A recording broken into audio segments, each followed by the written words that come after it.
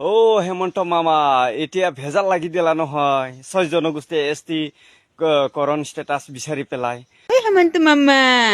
এতিয়া ইহঁতে পুকুৰত ঝাল লাগি গ'ল নহয় আমি এছটি বিচাৰাৰ কাৰণে ঝাল লাগিলে নহয়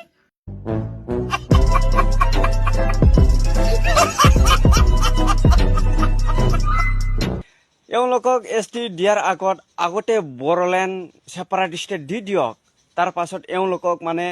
এছটি ষ্টেটাছ মানে এছটি মৰ্যাদাটো দি দিয়ক দি দিয়ক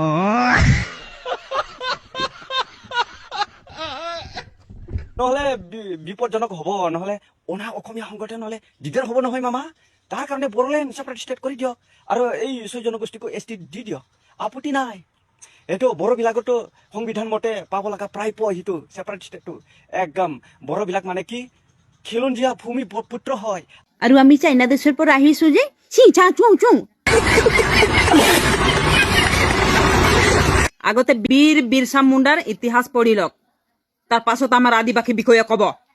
তাৰ আগত মানে বড়োলেণ্ড ছেপাৰেট ষ্টেট দি দিয়ক আপোনাৰ নাম থাকিব মামা আপোনাৰ নাম থাকিব মামা কৰি দিয়ক আমাৰ আদিবাসীৰ কাৰণে ইহঁতে পুকুৰ ফাটি আছে যে দি দিয়ক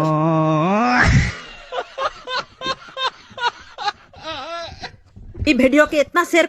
शेयर करा যাতে কি এইগুলা दोबारा আর এরকম ভিডিও বানাই কোशिश नहीं करबेन जय जोहार जय आदिवासी।